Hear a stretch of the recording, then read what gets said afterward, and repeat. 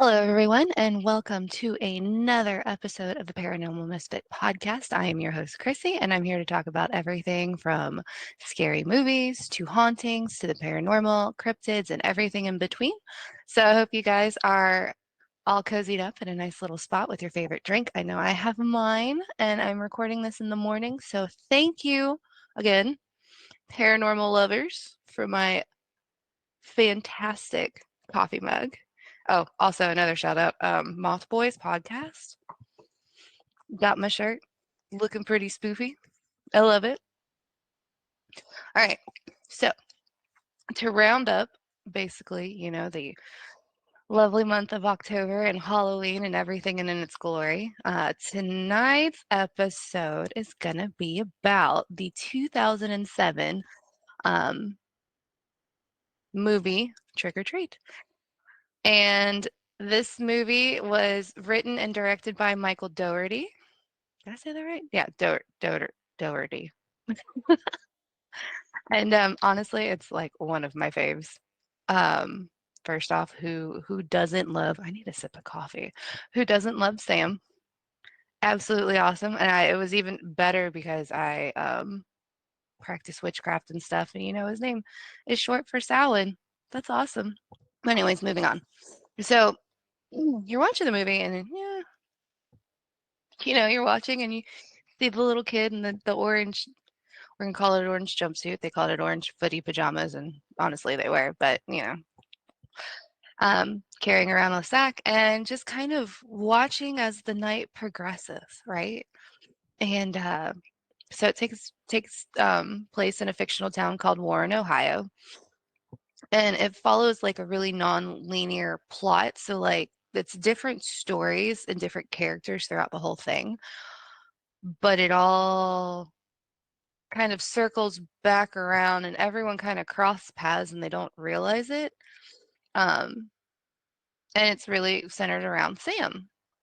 And they call him a peculiar trick-or-treater in orange footy costume who appears to be enforcing the rules of Halloween. So in the opening scene, you see a couple coming from, I'm going to guess like the town's Halloween festival or whatever, and the wife doesn't like Halloween. The husband's a true enthusiast. Their yard's all decked out. They got jack-o'-lanterns out in the front, and the rule that she breaks, the wife, who is if you're a millennial, you'll know her from the show Popular. I believe it's Leslie Bibb. She blows out the candle, and Sam happens to see that. So she is in the midst of tearing down all of her Halloween decorations. Her husband's like, you shouldn't do that. You should really wait until November 1st, as tradition or um, superstition, whichever way. It's kind of like the Christmas tree thing. Depending on who you are, depends on what superstition or tradition you follow. I know for me, my mom waits until New Year's, like the day after New Year's to do it. Um, Me, sometimes I wait until February because I'm busy. So anyways, so as she's taking down the decorations, you see Sam go full force on her, and he basically kind of acts murder her in the nicest way possible.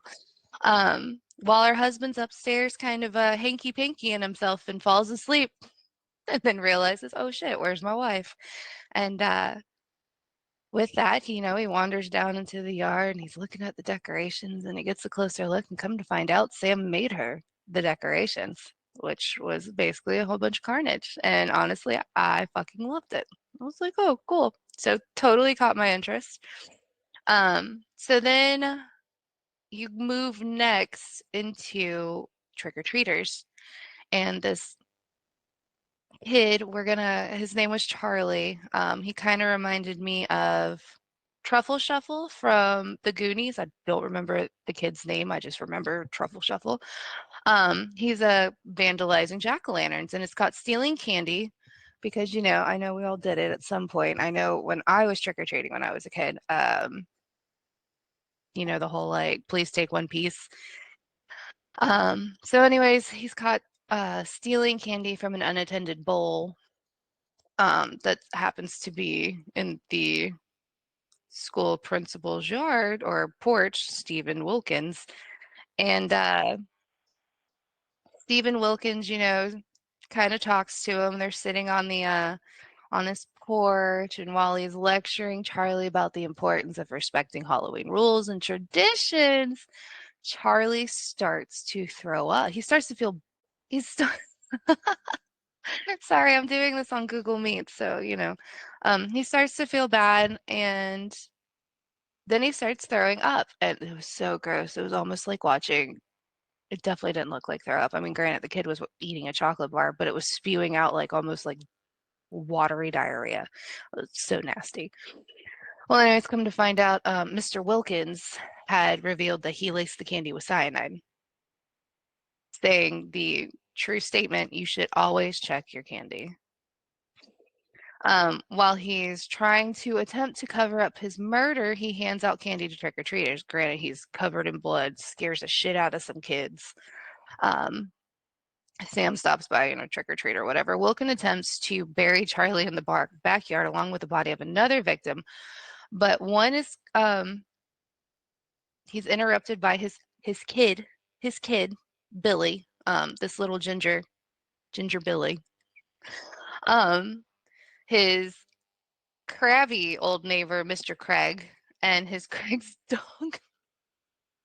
Craig's dog's name is Spite, and I died laughing. Not even gonna lie. So there's another victim while he's throwing him into the hole in his backyard, because that makes sense. Um, that is still alive. And so he's beating the fuck out of him with a shovel while Spite's barking at him, running off with I think he severs off like a finger or something and throws it into the yard, and Spite picks it up and runs with it, and hot mess, just hot fucking mess. Well, anyway, so he returns indoors, right? And the neighbor Craig, while Wilkins is going indoors, he looks over to his neighbor's house because literally it's like Pleasantville type style. And he notices Craig screaming for help in front of the window. And this kind of revolves back around later, right? So, anyways, his son Billy, was bugging him to I want to carve some jack-o'-lanterns. You said we were going to carve some jack-o'-lanterns. And it was so funny because one of the lines in this movie, while he's sitting there trying to beat the crap out of the person, his victim, in the shallow grave in his backyard, and Billy's all out there, yelling from like the second floor, I want to do this. He yells out, go watch Charlie Brown. And this kid yells back, Charlie Brown's an asshole. It's like, holy fuck. Well, anyways, so they're walking down into the basement. He gets his kid. They're walking down into the basement, and his kid's standing at the table ready. And Wilkins, like, you thought about it for a split second because he walks up behind his kid with a butcher knife, looking like he was ready to his own kid. And then he stabs it into the head of the kid, Charlie, who he had previously killed and basically beheaded, and that was the jack-o'-lantern they were going to use to carve. So at one point, you learn about news story. Just go with it, right? Um, at one point, you learn about a story that happened in the town, and it deals with a school bus massacre on Halloween. So, anyways, a group of teenagers, which they really didn't look like teenagers to me, they looked like preteens, but whatever. I also have two preteens, teenagers. They like borderline, like 13, 14, who are collecting jack o' lanterns, and when they meet, it's Vout, and she seems to also maybe be like the weirdo, so probably a spectrum kid, because that's how everyone treats those kind of kids. She's very she's a traditionalist for Halloween, and they run into her. Her name's Rhonda, and one of the boys, I don't remember, I think it's Chip maybe, or Schrader, one or the other, talks her into going with them and letting them use, because she had so many intricately carved jack-o'-lanterns in your yard. Like, she did all of them. It was amazing. But they're led, by the group is led by Macy, which was this girl dressed up like an angel because she was a total bitch. They go visit the flooded quarry where she recounts an urban legend of the school bus massacre. And in the legend, what happens? The weary and resentful parents of 8 seemingly mentally handicapped, and this was absolutely terrible. No, seemingly mentally handicapped kids bribed the school bus driver to dispose of them by basically paying him out. So before the driver could complete his plan, now mind you, the kids on the bus, they're kind of chained to their seats, right? It almost looks like a jail bus the way that they treat these kids. And um, with that, he before he could plan to, he was giving each one of them a piece of candy, walking down, checking their shackles or whatever. Mm. Apologies if you hear my youngest, he is potty training.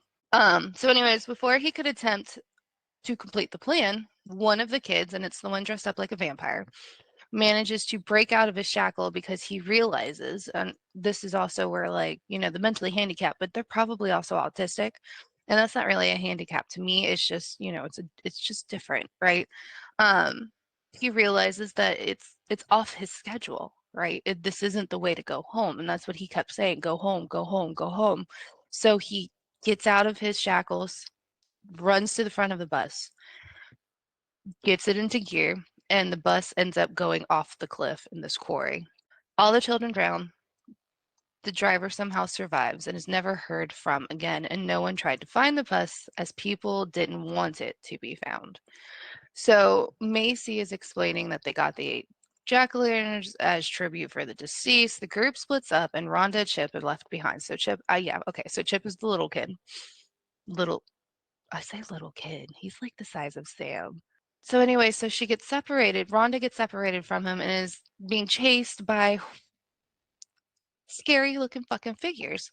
And once she's hurt while being chased and reduced to tears, the other teens, we're gonna call them teens really, they're probably like junior high kids, um, revealed that it was them disguised as the dead children in an attempt to prank her, right? All planned by Macy. Schrader then realizes the trick's gone too far and tries to comfort her, while a bitter Macy kicks a jack-o'-lantern, which she kicks it into the water, just, extinguishes the flame of the jack-o'-lantern.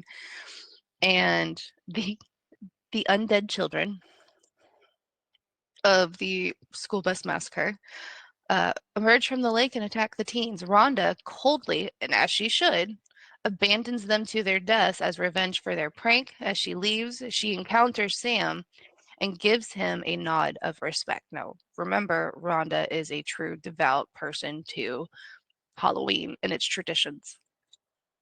So, anyways, so next story, and it's so funny because when I was researching, more into this, I found out a little tidbit and I thought it was interesting, right? Because you never see who plays Sam, and come to find out, the kid who's the person who's playing Sam is actually a 7-year-old, right? Because that's how Michael kind of want to keep the innocence of Sam, essentially, like let's keep it as a kid.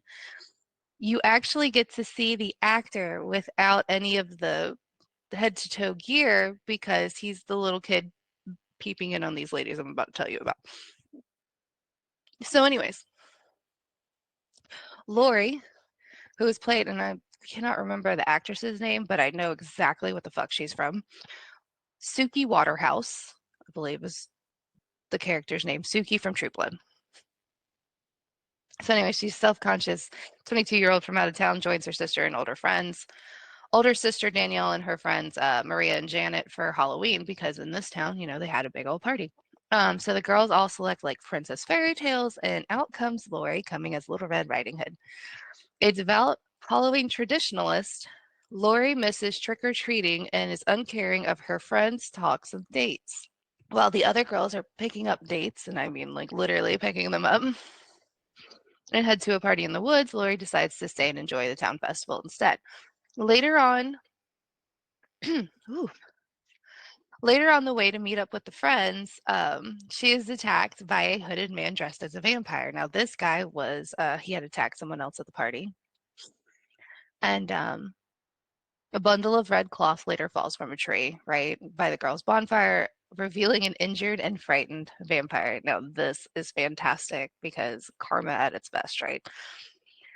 So they unmask the man who's revealed to be the psychopath fucking principal, Stephen Wilkins, who is seeking out victims at the festival. Now, he had already gotten one at the festival. And it's funny because the way he hid her body among the crowd was among drunk people because she looked like she passed out. Anyways, moving on from that. So Lori and her sisters all shed their clothing, and this was fucking wild. Like, was not expecting this part.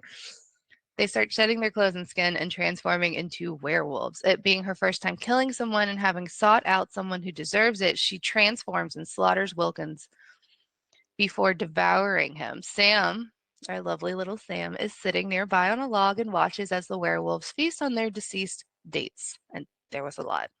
Sam, this is where Sam comes more into play, right? He's not just like a bystander at this point. He's not just watching. So Craig, as you remember, the grumpy old neighbor of Stephen Wilkins, is a Halloween hater, dresses up his dog to scare trick-or-treaters off from his house, right? As the night proceeds, Craig encounters escalating phenomena.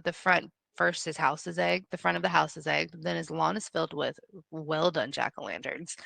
And the halls and ceilings are scrawled with Halloween and Samhain sayings, right? And kind of almost in blood. It was red and it was dripping. Craig is then so the reason why this happens though, let's kind of because I forgot about this. Let's kind of go back a little bit. So when he's trying to scare off trick-or-treaters with his dog, Sam happens to be one of the trick-or-treaters. And in this process, it kind of pisses Sam off because,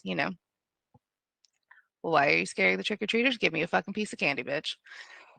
So anyway, so while all of this happening to his house, once the hallways and ceilings are scrawled with Halloween sayings and everything, you see little Sam sitting on the bed, and he ambushes Craig. So in their struggle, Craig manages to unmask the assailant, whose head resembles a grotesque hybrid of a skull and a jack-o'-lantern. Craig shoots Sam several times with a shotgun, which, kind of looks like he kills him, but he really doesn't. I mean, come on now.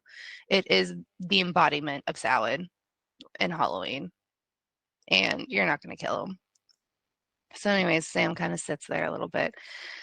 And Craig notices that stuff starts to reanimate, right? Because he blows off the hand of Sam, and then all of a sudden it pops up, right?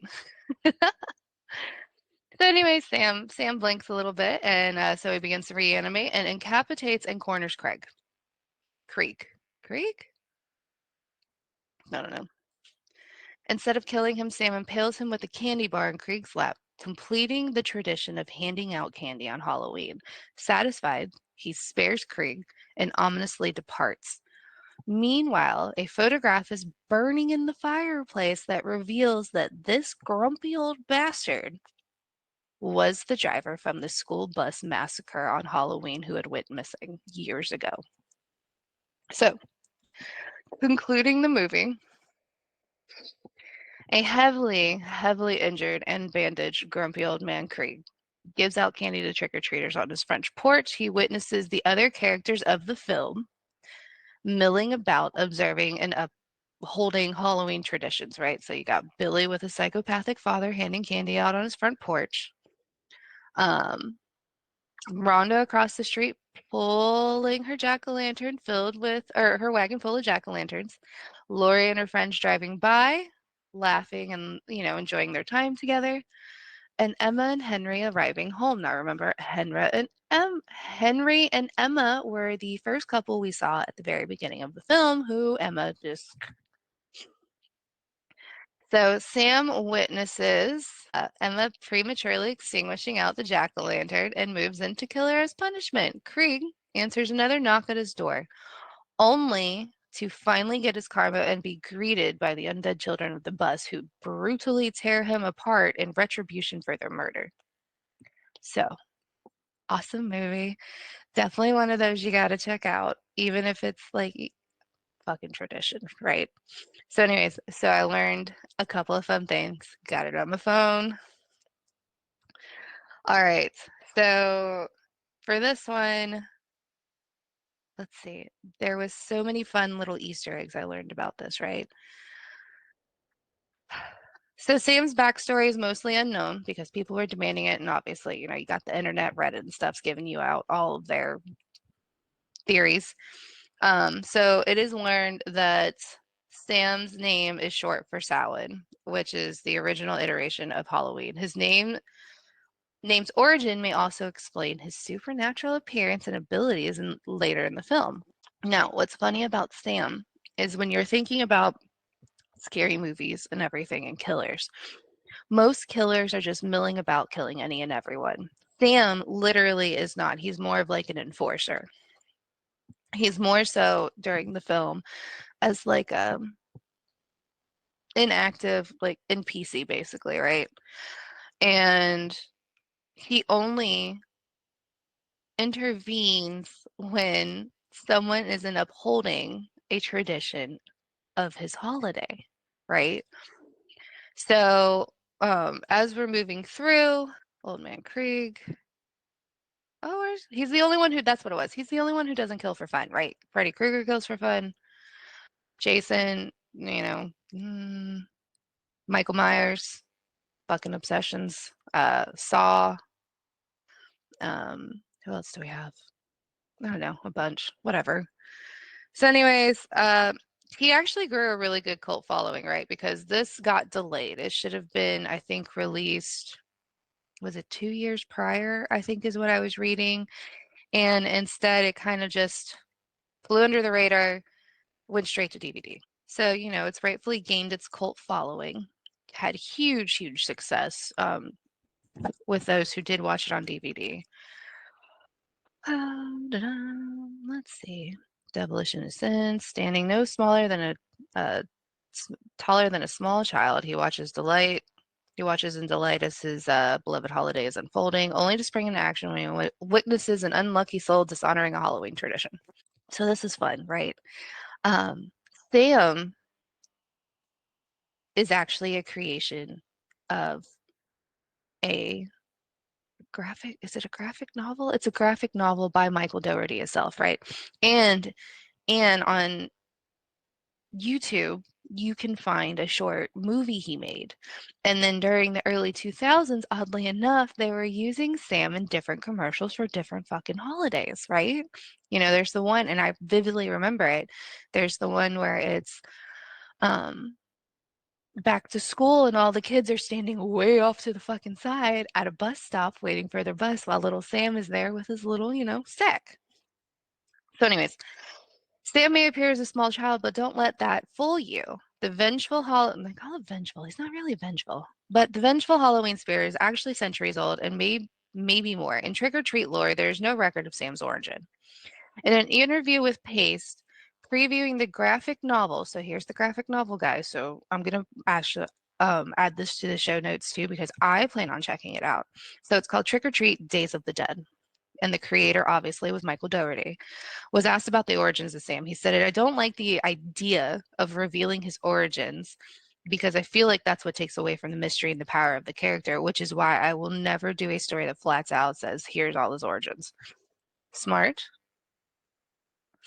While we may never know how Sam came to be, Days of the Dead does inform us that he actually his existence spans across centuries. The earliest story begins in the 1600s in Ireland, where a witch is sentenced to death, despite being an actual witch. The woman is rather benevolent, and a young soldier sent to question her winds up falling in love with her. Though the duo attempts to escape, they both fail and are burned at the stake. The witch catches a glimpse of Sam in the distance as the flames engulf her. She takes this as a sign that her spirit will endure. The couple is shown on the final page to be happily reunited in spirit form. While Sam might terrify those who deserve it, he seems to be rather helpful when unprovoked. In another tale in the same series, or in the same graphic novel, this one's called Corn Maiden. So it's the chronological order of the pioneers building a railroad west during the mid-1800s. Mr. Bledsoe leads the group of construction workers setting their sights on bringing civilization to open wilderness. His adventurous daughter Sarah tags along. Quickly, they find out that the native people are living on the very land that Bloodsoe once. See where this is going? While he grumbles about his irritations over the settlement, his daughter befriends a native girl by the name of Pawnee. Pawnee? Pawnee? Sorry, guys. Shortly after befriending Sarah, Pawnee gives her a Sam doll. She states that the doll will protect Sarah from evil spirits. Sarah then asks if the doll itself resembles a good spirit. Her friend cryptically states, "I would not say that, but the shaman told me he is very old and very powerful." So later, Sarah's father shifts from disapproving of her native friends to suspiciously being supportive, allowing her to celebrate Halloween with them. Excited, Sarah brings along candy to share with her newfound friends. Quickly, however, all of the natives fall ill and die. Sounds like someone we know. The principal. Oh, anyways. Quickly, however, all the natives fall ill. He admits to his colleagues that if Sarah partook in the candy, it would have been an acceptable loss because he's the one that poisoned the fucking candy. Sam watches in the background. He then stands by Sarah and wreaks a devastating vengeance on her father and his workers as pumpkins and vines emerge from their bodies, killing them. Sarah and Sam and the spirits of the natives look on as Halloween justice is done. I don't know if you can see this. Can you? Oh, sucks because I have background. See this? This is the short I'm talking about. Okay. So more than a decade before Trick or Treat ever came to fruition, Sam was actually a primary character for an animated short Michael Doherty created in 1996. The character was conceived by Doherty during his time as a student at NYU Tisch School of the Arts, where the short animated film was called Season's Greetings. Doherty states on his official YouTube channel that images used for the animation were all hand-drawn, colored with markers, and glued to clear animation cells. That's a far cry from the blazing, faster computer-assisted animation processes of today. In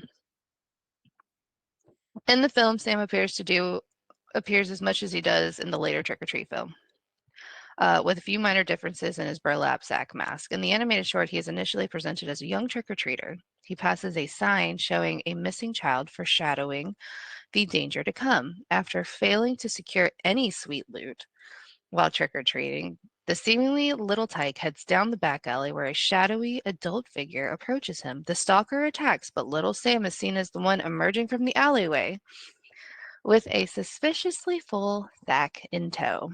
Turns out you can't trick Sam no matter your size.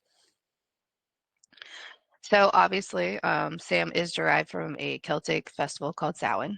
Halloween as a holiday is derived from many old pagan traditions, one of which comes from the ancient Celtic festival known as Samhain. The festival marks the moment in the year where ancient people believe that it was the easiest to communicate with both the dead and non-human spirits.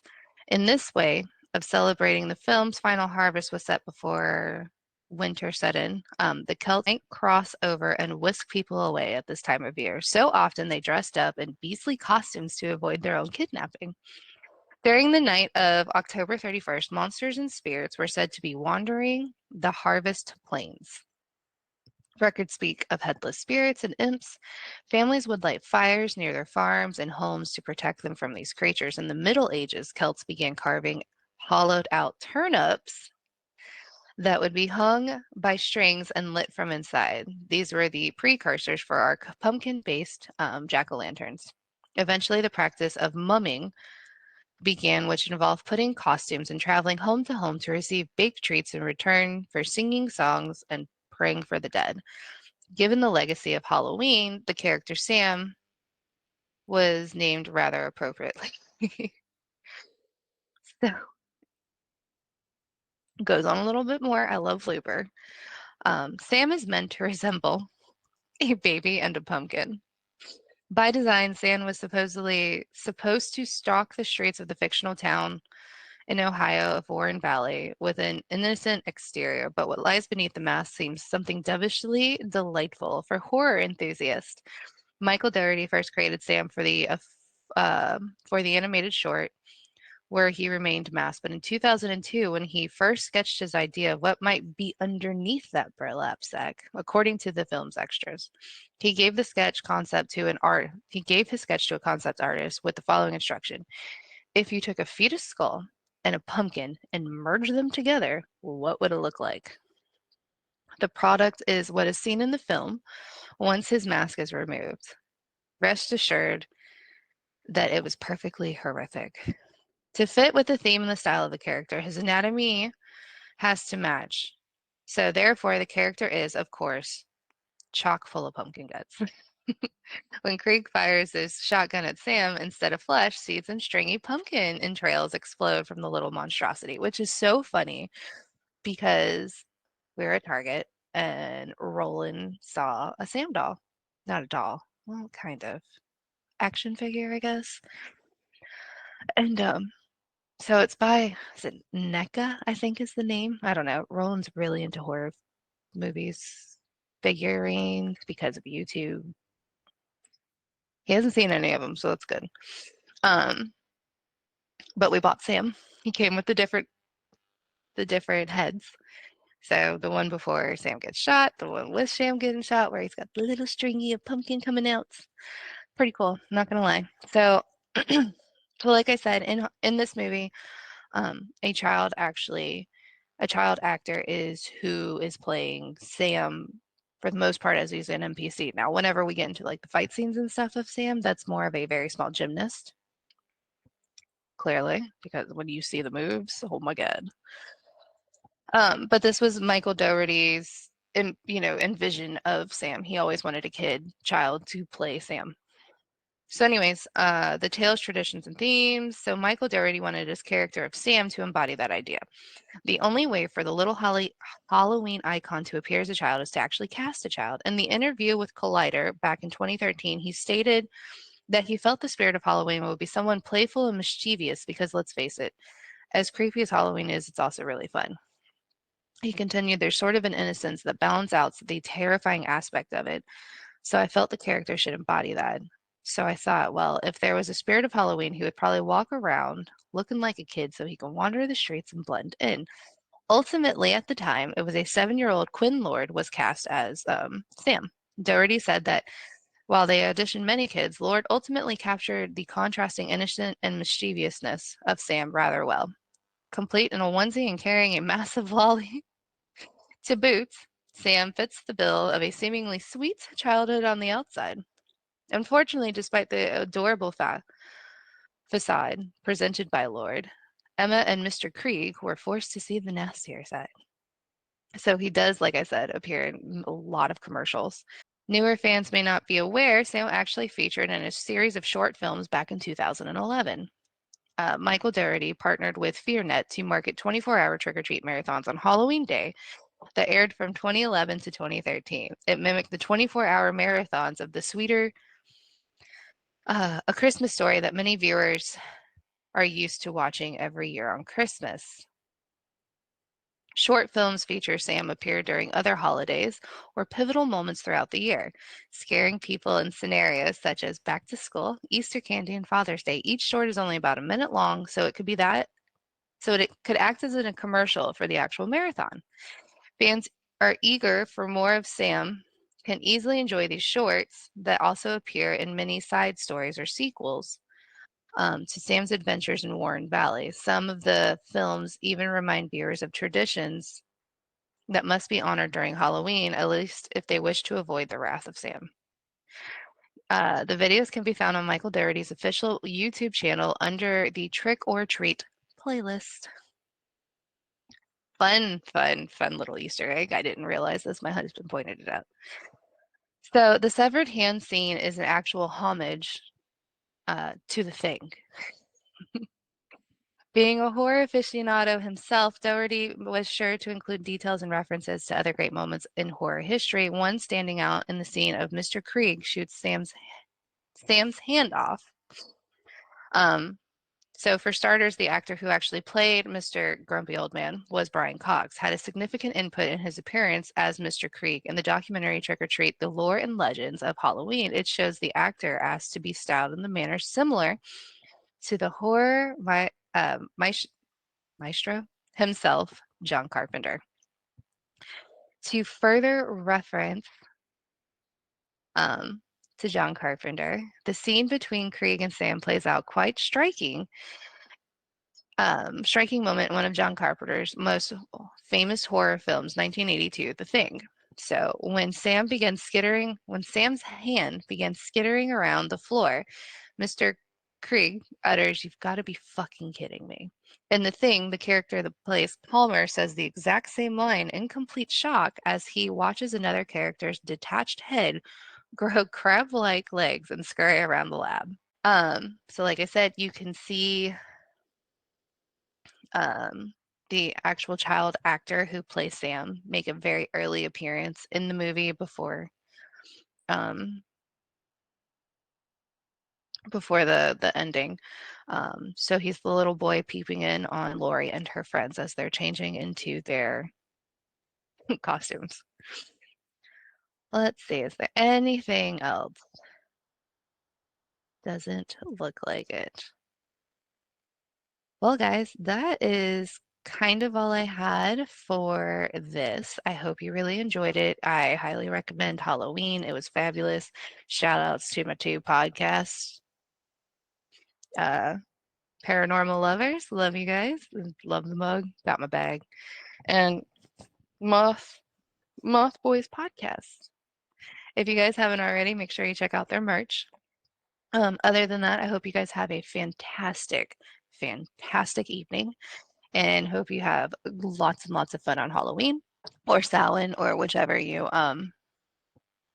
Dia de los Muertos.